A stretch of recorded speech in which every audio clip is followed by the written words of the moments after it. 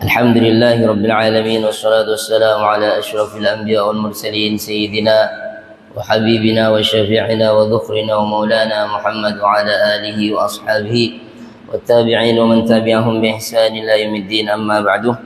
Alhamdulillah, kita bersyukur pada Allah Subhanahu wa taala yang telah memberikan kita limpahan nikmat, terutama nikmat iman, nikmat Islam, nikmat kesihatan. Kita diberikan juga panjang umur sehingga kita dapat berkumpul dalam majlis yang mulia ini, yaitu majlis tadabbur Al-Quran, majlis menghayati apa-apa yang kita akan ambil pengajaran daripada ayat-ayat Al-Quran. InsyaAllah boleh buka tuan-tuan, puan-puan semuanya, Al-Quran muka surat 6. Al-Quran muka surat 6,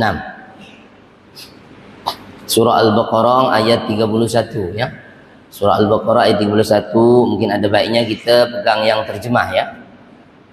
Seterusnya kita berselawat ke atas baginda Nabi besar Muhammad sallallahu alaihi wasallam dengan mengucap Allahumma salli ala sayyidina Muhammad wa ala ali sayyidina Muhammad. Semoga dengan berselawat ini Allah Subhanahu wa taala berikan kita semuanya limpahan rahmat kasih sayangnya, sehingga kita mudah untuk memahami Al-Quran, mudah untuk amalkan isi kandungan Al-Quran. Sebab Quran ini turun ke atas baginda Nabi besar Muhammad sallallahu alaihi wasallam, dan terutamanya dengan berselawat ni Allah Subhanahu wa taala mudahkan kita nanti masuk syurga Allah Subhanahu wa taala.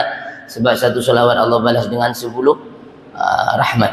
Semoga Allah Subhanahu wa taala juga memberikan kita kemudahan dalam segala urusan kita, mudah dalam segala kehidupan kita. Semoga Allah Subhanahu wa taala memberikan kemudahan jalan keluar dari segala kesempitan hidup kita dengan keberkatan Al-Quran. Semoga Allah SWT ampunkan dosa-dosa kita, maafkan kesalahan-kesalahan kita, menerima taubat kita, taubat nasuha. Semoga Allah SWT juga menyembuhkan segala penyakit kita, zahiran wa batinan, penyakit yang nampak atau yang tak nampak, yang teruk atau biasa, penyakit anak-anak kita, isteri, suami, ayah ibu kita yang masih ada, keluarga kita, kerabat kita, dengan syifa Al-Quran. Semoga Allah Subhanahu wa taala juga memberikan kita mudah untuk dapat rezeki yang halal yang barakah. Semoga Allah Subhanahu wa taala memberikan kita keselamatan dunia akhirat, terutamanya kita pohon kepada Allah Subhanahu wa taala untuk keselamatan saudara-saudara kita yang ditimpa peperangan di Palestin, di Gaza.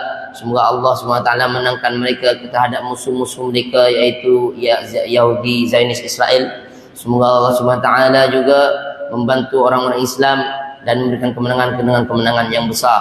Semoga Allah SWT memberikan kita semuanya syafaat Al-Quran dan syafaat Rasulullah kelak di hari kiamat. Amin ya rabbal alamin. Tuan-tuan, puan-puan rahmati Allah sekalian, kita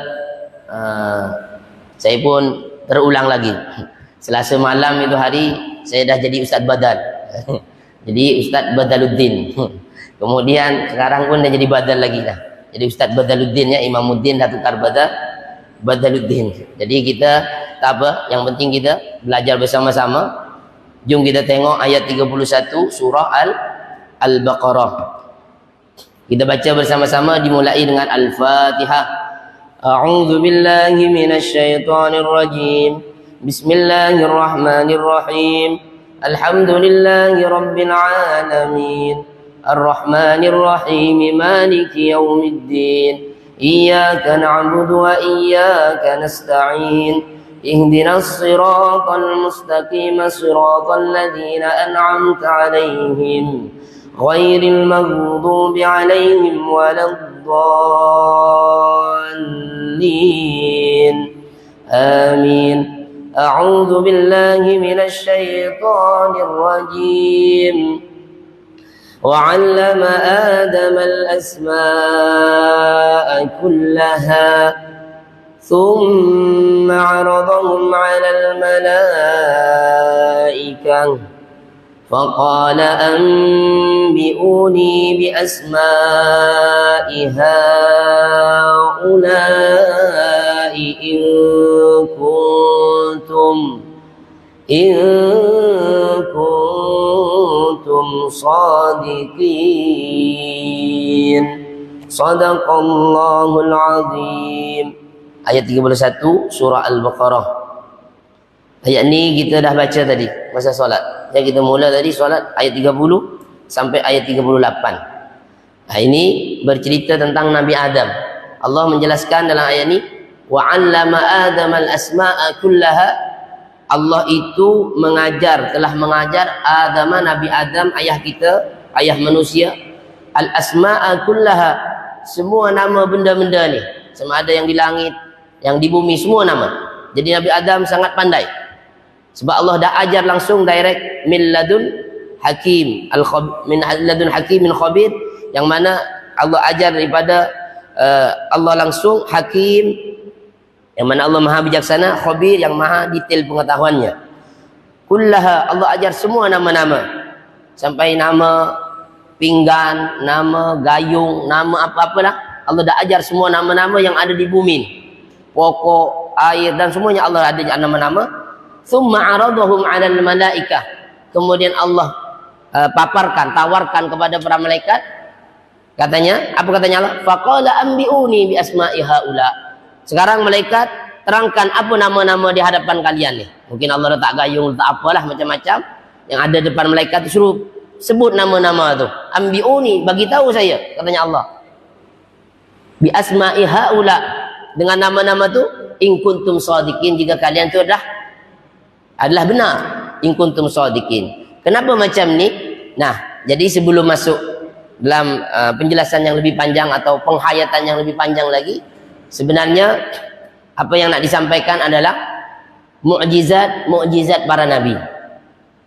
Kita nak jelaskan beberapa mukjizat para nabi, yang mana mukjizat ini tak sama antara nabi satu dengan nabi lain.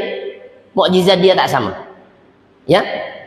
Dimulai dengan Nabi Adam sampailah Nabi Muhammad sallallahu alaihi wasallam. Tapi kita ambil certain saja, tak semua nabi, ya. Nah, ketika mana Allah Subhanahu wa taala memberikan penjelasan di Al-Qur'an tentang Nabi Adam diajar macam ni, itu sebenarnya bermula ayat 30 ketika malaikat, Allah memberikan berita kepada malaikat, saya akan membuat satu makhluk khalifah. Dan malaikat sepertinya ada soalan kepada Allah, bukan sepertinya, menyoal Allah Subhanahu wa taala.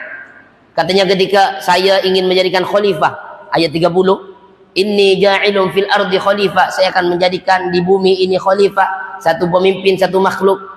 Maka malaikat bertanya kepada Allah, ataj'alu fiha may yufsidu fiha wa yasfikud dima, adakah engkau ya Allah akan membuat orang yang akan merosak di bumi, wa yasfikud dima, dan akan mencurahkan darah, yaitu menumpahkan darah, berarti saling bunuh.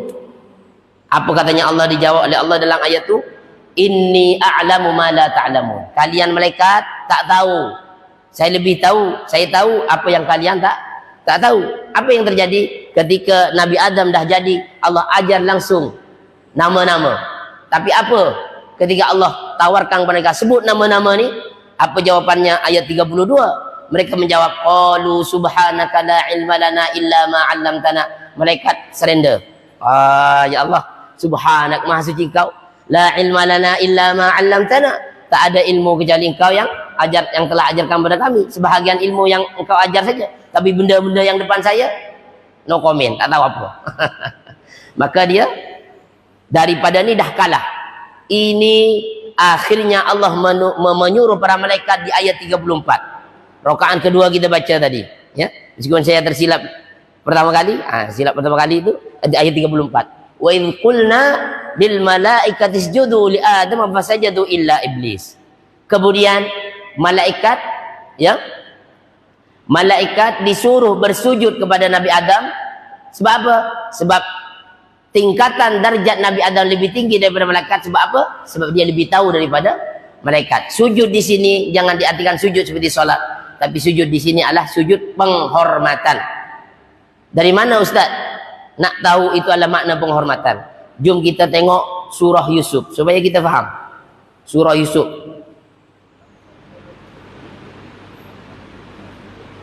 Surah Yusuf.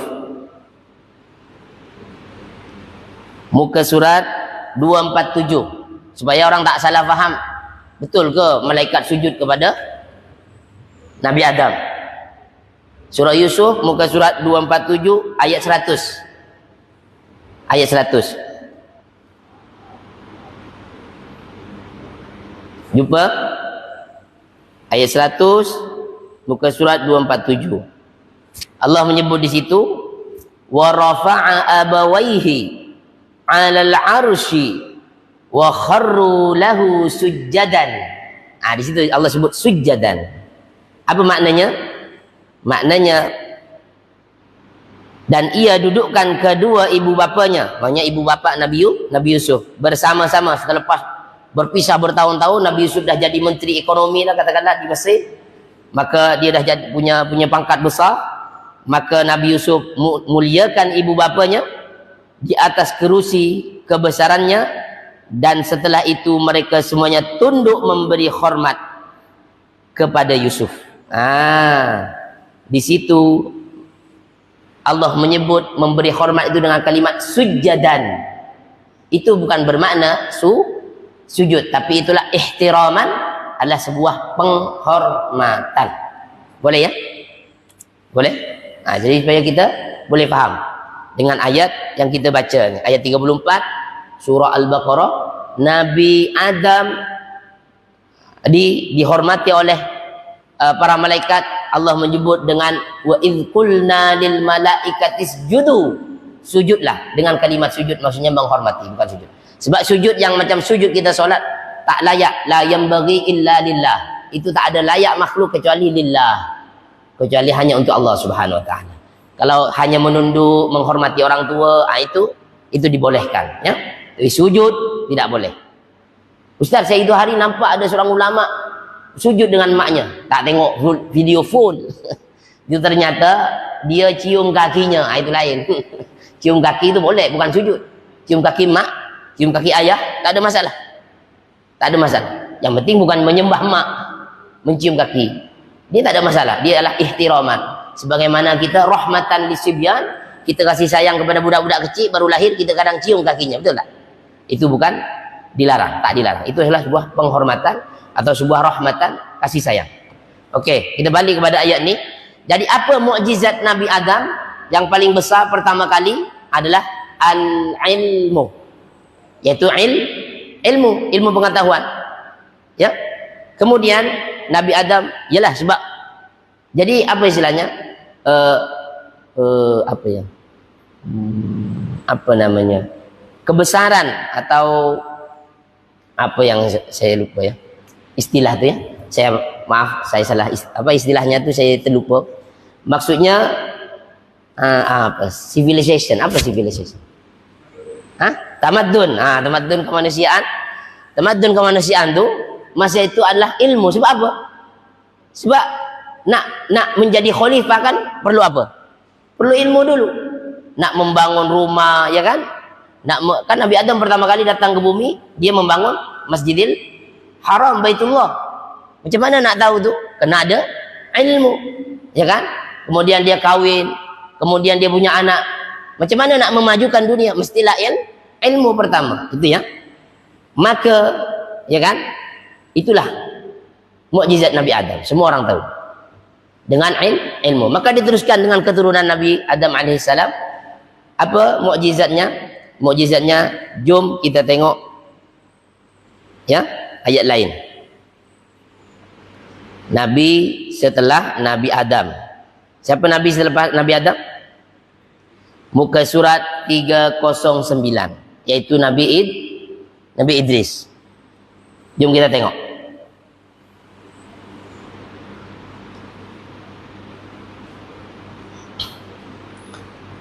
Surah Maryam ayat 56. Ya, surah Maryam ayat 56. Jumpa? Wadhkur fil kitab Idris. Sebutlah dalam kitab Idris, yaitu Nabi Idris. Innahu kana siddiqan nabiyya. Sesungguhnya Nabi Idris itu, ada Nabi Idris siddiqan, yaitu sangat jujur, sangat benar, nabiyan, dia seorang nabi. Ya kan? Kalau kita tengok di Al-Quran, nama Idris hanya 2 kali. Di surah Maryam 1 dan di surah Al-Anbiya 1. Dan Allah tak menjelaskan secara detail tentang mukjizatnya. Tentang mukjizat Nabi Idris, ya, tentang mukjizat Nabi Idris. Cuman ada satu mukjizat Nabi Idris ni yang boleh kita ketahui dalam Al-Quran. Jom kita tengok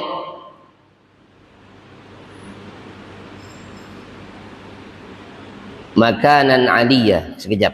Makanan aliyah. Surah Maryam juga ayat 57-nya tu. Satu-satu ini, satu muka surat tadi. Wa rafa'nahu makanan aliyah. Ada jumpa? Jadi kalau kita nak cari mukjizat Nabi Idris tak jumpa sebab cerita dia sangat pendek. Hanya saja satu Allah sebut wa rafa'nahu makanan aliyah. Allah angkat dia ke tempat yang paling tinggi. Di mana itu maksudnya? As-sama. Allah angkat Nabi Idris itu ke langit. Ya. Makanya kalau kita tahu cerita atau kisah Isra Mi'raj, maka Rasulullah akan berjumpa dengan beberapa nabi, salah satunya Nabi Idris di langit. Ini mukjizatnya. Tapi mukjizat ini mungkin tak boleh cerita panjang-panjang sebab Allah cuma terangkan secara pendek. Nah, tapi ada mukjizat yang diterangkan oleh Rasulullah sallallahu alaihi wasallam dalam hadisnya.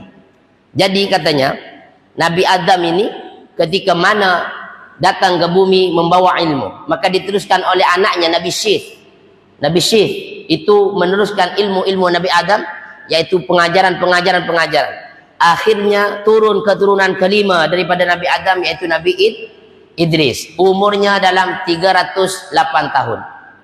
Apa mukjizat Nabi Idris? Mukjizat Nabi Idris katanya Rasulullah dalam Sahih Ibnu Hibban, inilah Sahih. Apa kata Rasulullah? Awwalu man khatta bil qalam. Jadi Nabi Idris ini dia punya mukjizat, dia adalah orang yang pertama kali menulis dengan qalam. Apa makna qalam?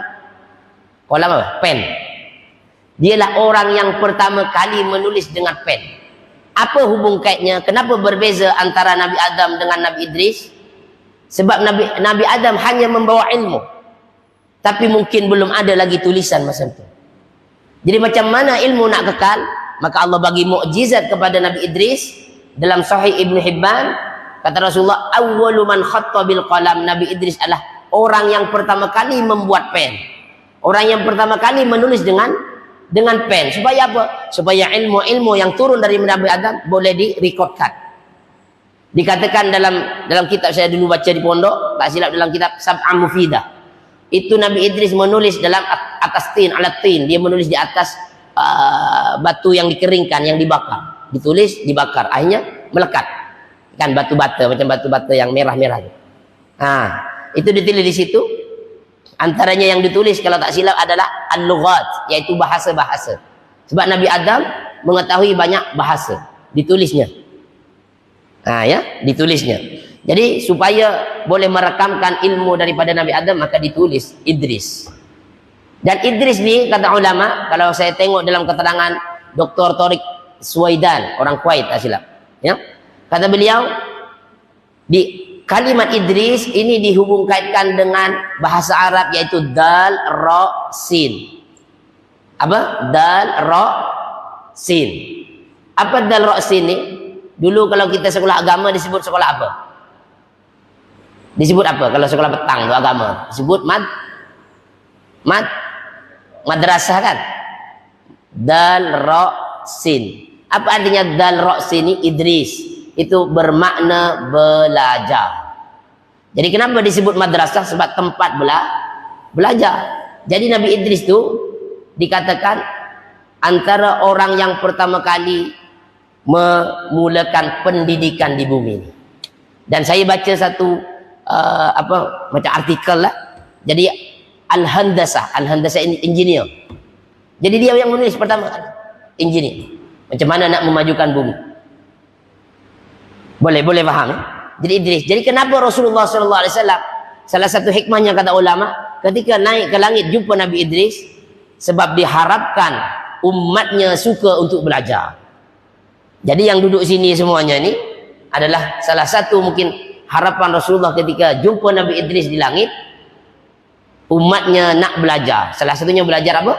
Al-Quran. Boleh ya? Jadi itulah mukjizat Nabi Idris. Kemudian mukjizat itu turun lagi ya kepada Nabi Nuh alaihi salam. Ya? Kepada Nabi Nuh alaihi salam. Jom kita tengok mukjizat Nabi Nuh. Mukjizat Nabi Nuh.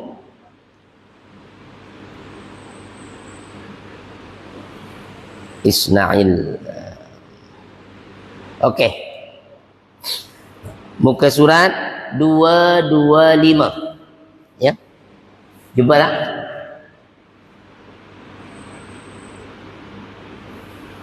Apa mukjizat Nabi Nuh situ?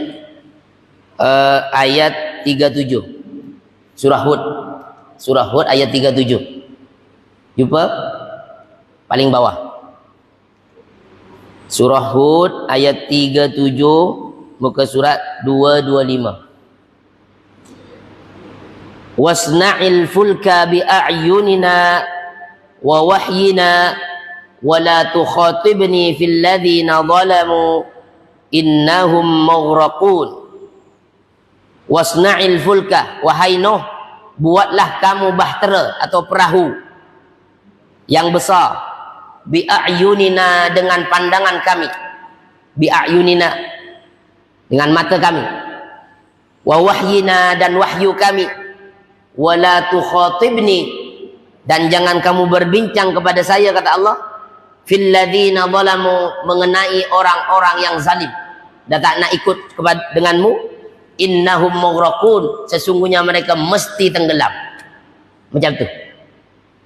Jadi semua orang tahulah mukjizat Nabi Nuh, ya. Tapi berbeza, Nabi Adam ilmu, Nabi Idris dengan pen, ya kan? Kemudian lagi Nabi Nuh dengan bahtera.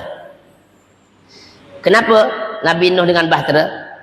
Sebab di masa itu orang sudah mulai syirik. Ya? Sudah meninggalkan ilmu agama terutama, dah mulai syirik. Di mana mereka ini dinyatakan syirik? Jom kita tengok muka surat lain, surah Nuh, supaya kita lebih faham. Waddan,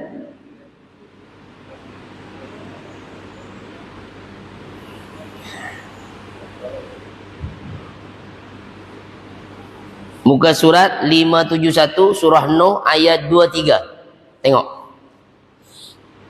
Jadi syirik itu bermula ketika Nabi Nuh dah. Ya. Mungkin cabarannya ketika Nabi Adam, Nabi Idris orang bodoh lagi, tak ada ilmu. Maka Allah bagi kekuatan ilmu. Tapi bila turun ilmu dah banyak, mereka dah mulai meninggalkan Allah Subhanahu Wa Taala sebab merasa mereka yang pandai. Maka dalam ayat 23 surah Nuh, Allah menjelaskan, wa qalu, dan mereka pembesar-pembesar itu, pembesar orang-orang musyrik, berkata lissafalati, kepada orang-orang yang bodoh di bawah mereka, la tadharunna alihatakum, jangan tinggalkan Tuhan-Tuhan kalian, wala tadharunna, dan jangan tinggalkan, ya, di situ jangan tinggalkan ada Tuhan-Tuhan spesial mereka. Siapa Tuhan yang spesial? Waddan, Tuhannya namanya Waddan. Jangan tinggalkan Tuhan Waddan, wala Suwa'an, dan Tuhan Suwa', wala Yaghutha, dan Tuhan Yaghuth, wa Ya'uqa, dan Ya'uq, wa Nasron, dan juga Nasron. Ini nama-nama Tuhan di masa Nabi Nuh. Jangan tinggalkan mereka. Oh, lebih kurang macam itulah. Apa yang terjadi bila mereka ini dah syirik? Dan syirik ini juga nanti kita akan hubung kaitkan dengan ketika Nabi Ibrahim, ya, Nabi Ibrahim. Okey, kita balik lagi kepada ayat tadi, wasna'il fulka bi'ayunina. Kenapa Allah Subhanahu Wa Taala memberikan mukjizat kepada Nabi Nuh itu dengan perahu, ya, dengan perahu? Sebab ilmu masa itu dah banyak. Jadi untuk meruntuhkan kepercayaan mereka yang mereka mengatakan tak ada Tuhan kecuali Tuhan mereka yang kuat, maka Allah datangkan ilmu kepada Nabi Nuh, ya, dengan apa? Membuat perahu. Dan perahu itu adalah sangat besar. Dan Nabi Nuh membuatnya di daratan. Ya, membuatnya di daratan. Jadi orang pun hairan. Dan di masa itu dikatakan tak ada satu orang pun yang boleh membuat perahu. Hanya Nabi Nuh. Boleh, ya? Hanya Nabi Nuh pertama kali yang membuat perahu di bumi. Maka bila nampak macam tu, adalah satu kekuatan yang besar. Macam mana Nuh boleh membuat perahu yang besar dengan kayu yang tak ada orang boleh buat masa itu. Cuma mereka sombong bila jumpa Nabi Nuh, sakhiru minhu. Mereka ini mengejek Nabi Nuh. Apa ejekan mereka? Wahai Nuh, ba'dama an kunta nabiyan fakuntal an najjaran. Wahai Nuh, katanya dalam tafsir saya baca, selepas kamu mengaku-ngaku menjadi nabi, sekarang kamu menjadi tukang kayu, katanya. Ini tukang kayu mengejek. Apa nak buat ni? Bukan lautan sini, awak tengah bandar, katakan jauh dari laut. Nak macam mana, kata dia. Ya kan? Tapi dia kan dapat wahyu dari Allah Subhanahu wa taala. Ya. Jadi mereka seolah-olah tak logik kekuatan itu, tapi mereka tetap tak percaya Nabi Nuh. Ya. Tak percaya Nabi Nuh. Dan dikatakan Nabi Nuh ni dia membuat perahu, bukan perahu biasa. Dia perahu al-fulku. Allah sebut di situ al-fulku. Al-fulku itu adalah perahu, dalam bahasa Arab disebut ghawwasah, yaitu ya, perahu selam, kapal selam. Dia bukan kapal biasa. Bukan perahu biasa ni.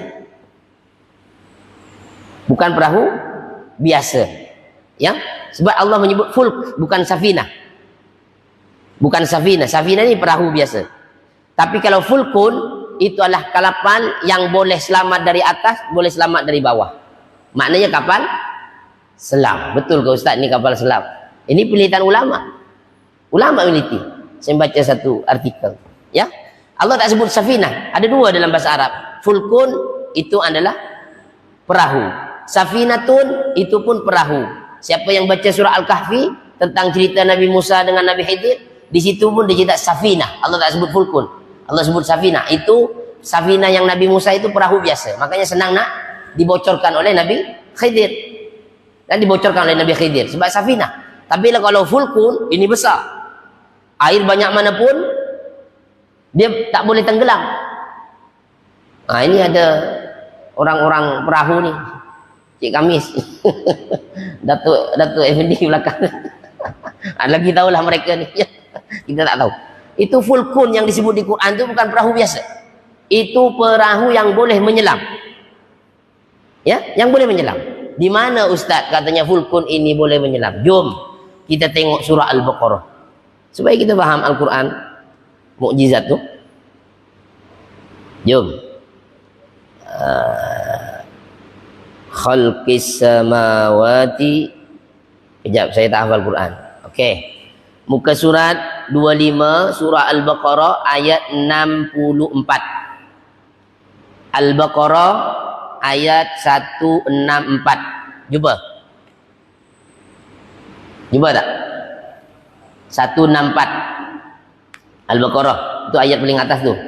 Agak panjang ayatnya, tapi boleh kita baca. Inna fi khalqis samawati wal ardi. Sesungguhnya dalam penciptaan langit dan bumi. Wa ikhtilafil laili wan nahari.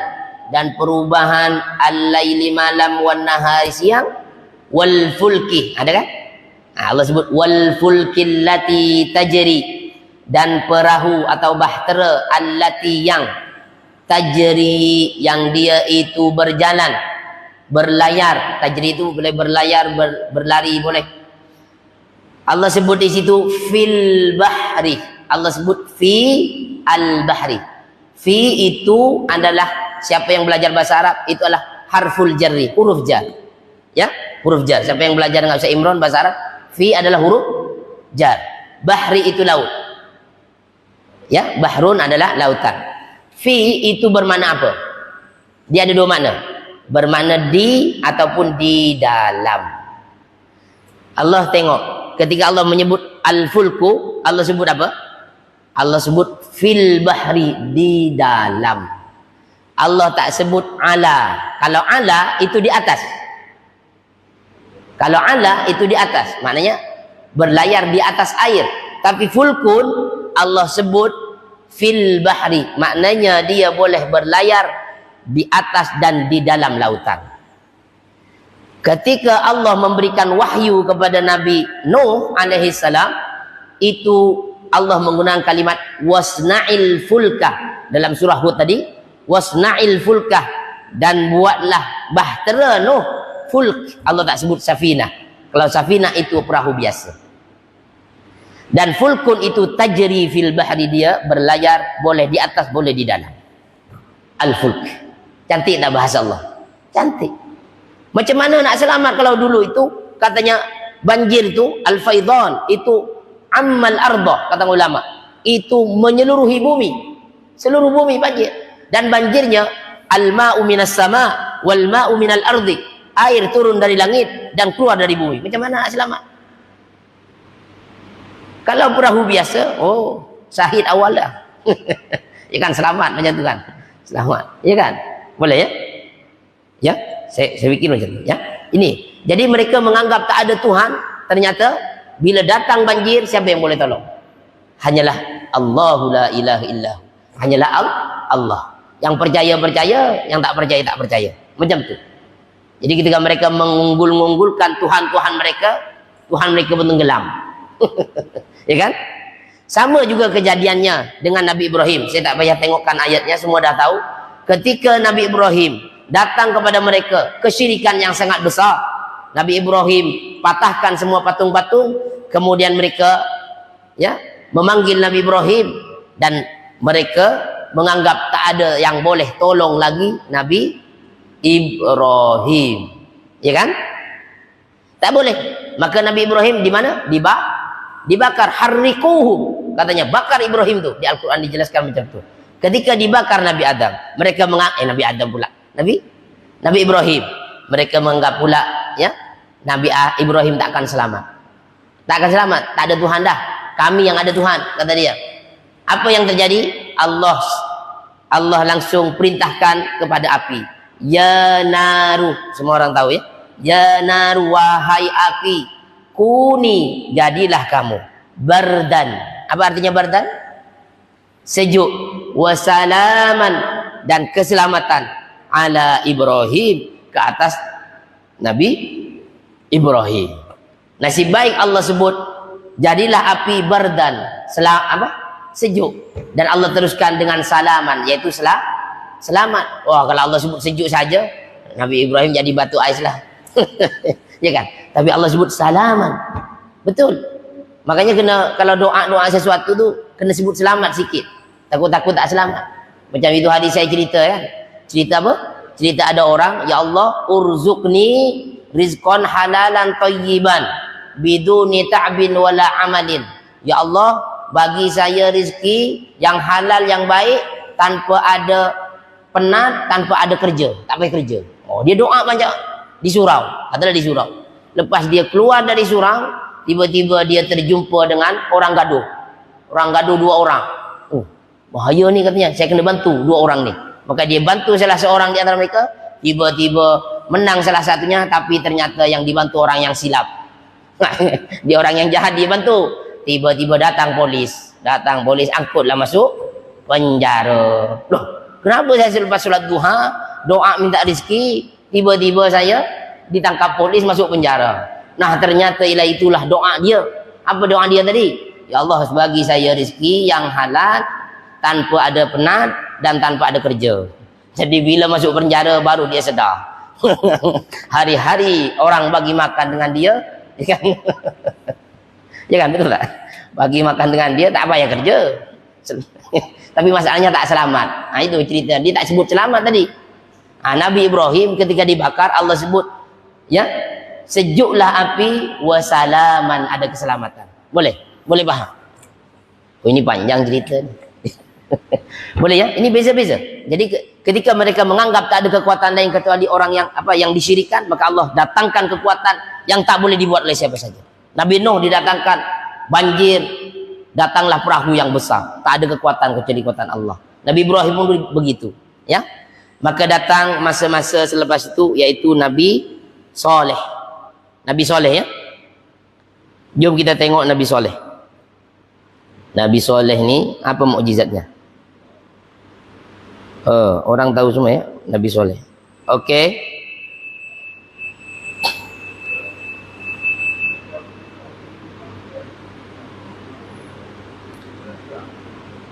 Tengok Asy-Syu'ara ayat 153. Asy-Syu'ara 153.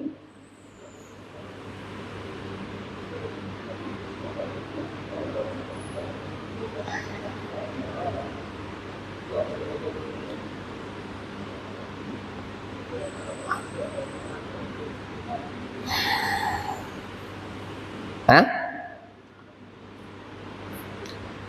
Okey. 153 sampai 155 lah. Ataupun tengok muka surat 373 surah Asy-Syu'ara 155 langsunglah. 155. Jumpa? Muka surat 373 ayat 155. Allah menjelaskan, qala hadhihi naqatun laha syirbun wa lakum syirbu yaumin ma'lum. Qala, ya, Nabi Saleh berkata, ini seekor unta betina, laha syirbun, dia memiliki untuk minum, boleh minum, wa lakum syirbu yaumin ma'lum, dan kalian minum di hari yang lain yang diketahui. Jadi satu bahagian unta Nabi Nuh itu yang minum, satu hari lain kalian boleh minum air. Mungkin air itu dibuat berdua lah. Satu bahagian unta, satu bahagian kaum. Kenapa semua orang tahu? Ini banyak ceritanya Nabi Saleh. Kenapa masa itu Allah Subhanahu Wa Taala memberikan mukjizat Nabi Nuh ni? Nabi Nuh pula siapa? Nabi Saleh itu dengan unta. Kenapa? Bukan kalau tadi dengan api dan sebagainya kan, mukjizatnya. Okey. Karena katanya, kenapa Nabi Nuh? Sebab macam ni.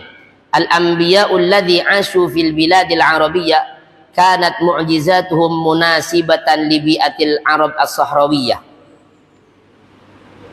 Nah, sebab katanya Nabi Saleh itu pada masa-masa itu semua orang itu suka duduk di Sahra. Sahra itu artinya padang pasir. Mereka suka hidup di padang pasir. Ya, kebetulan memang mereka di Arab. Maka fa mu'jizatu Saleh alaihi salam kanat naqatan gharibatan al-mansha wal maulid baina nuqi ahli al-badiyah. Jadi ketika mereka sangat kagum dengan mungkin kecantikan padang pasir dan sebagainya dengan batu-batu yang ada kat sana kan, ya kan? Kan mereka hidup di Madain Saleh. Madain Saleh ni ada di antara Madinah dengan Jordan, ya kan? Madain Saleh Petra dan sebagainya tu. Mereka terkagum-kagum dengan banyak gunung ganang, mereka boleh ukir jadi rumah, ya kan? Ya kan? Jadi istana dan sebagainya. Mereka terkagum-kagum dengan pasir tu, maka Allah keluarkan mukjizatnya dengan apa? Dengan naqatun, yaitu unta betina. Sebab apa? Sebab unta ni haiwan yang paling tahan di mana? Di padang pasir. Jadi untuk membuat mereka ni tunduk kepada Allah Subhanahu Wa Taala, Allah bagi mukjizatnya sesuatu yang aneh. Yaitu unta mereka dah sayang dah. Tapi unta Nabi Saleh ni lain sikit. Dia keluar dari batu, dikatakan keluar di batu. Kalau cuma keluar di batu mungkin selain ajaib, tapi mungkin kurang ajaib. Yang ajaibnya lagi tu dah hamil. Wah, macam mana ni? Kawin tak tahu kawin kat mana, tiba-tiba hamil. Dikatakanlah wallahu a'lam bishawab, tapi macam tu. Aneh tak aneh? Sebab apa? Mereka terkagum-kagum dengan padang pasir. Maka Allah keluarkan dari padang pasir itu sesuatu yang aneh.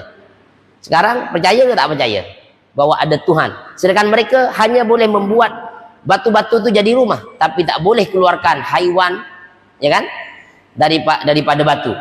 Tengok, batu itu benda hidup ke benda mati? Unta benda hidup. Jadi ke tak jadi? Jadi. Tapi mereka percaya ke tak percaya, ikut mereka. Jadi sampai sekarang orang tak percaya, orang kafir tak percaya bahwasanya nanti kita mati akan hidup lagi. Sebab kata mereka bila dah hancur terus, ya kan? Hancur terus. Tapi kalau bagi Allah mustahil tak? Tak mustahil. Tak mustahil. Sebab apa?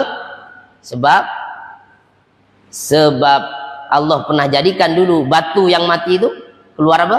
Unta yang hidup dan hamil lagi. Wah, bukan keluar lahir kecil terus besar-besar saja. Tiba-tiba besar. Ya kan?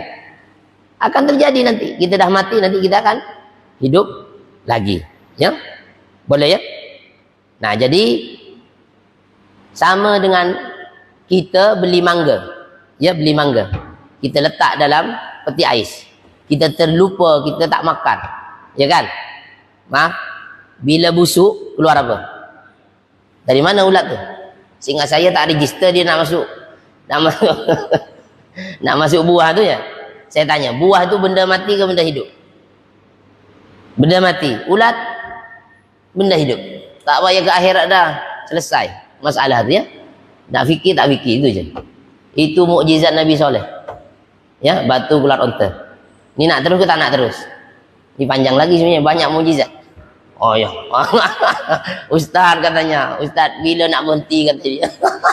Ada soalan tak?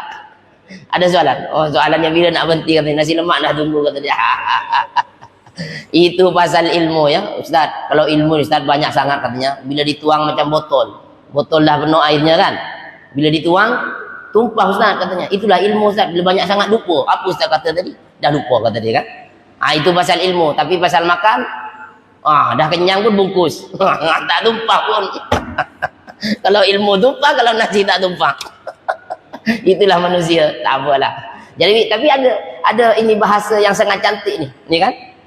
Kalau kita dapat ilmu, maka kita akan dapat tahu kata orang, ya kan? Dapat tahu.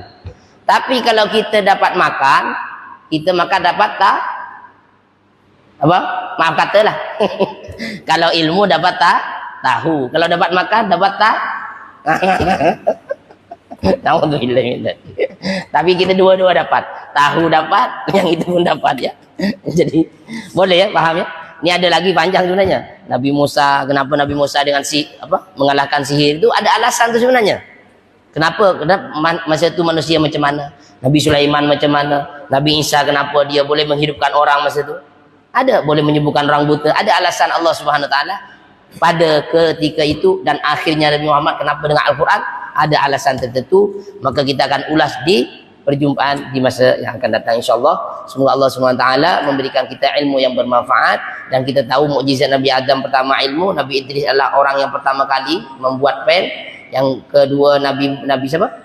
Nabi Nuh perahu yang sangat besar, yaitu perahu kapal selam. Kemudian Nabi Ibrahim pun dibakar tak terbakar. Kemudian yang last tadi kita unta yang keluar dari benda mati dan hamil lagi. Semoga Allah Subhanahu Wa Taala menjadikan kita semuanya diberkati dunia akhirat dengan Al-Quran. Kita diberikan syafaat Al-Quran dan syafaat Rasulullah kelak di hari kiamat. Amin ya rabbal alamin. Kita tutup dengan tasbih kafarah. Subhanakallah bihamdika asyhadu an la ilaha illa anta astaghfiruka wa atubu ilaik. Wal 'asri innal insana lafi khusr ladzina amanu wa 'amilus solihati wa tawassaw bil haqqi wa tawassaw bis sabr. Wassalamualaikum warahmatullahi wabarakatuh.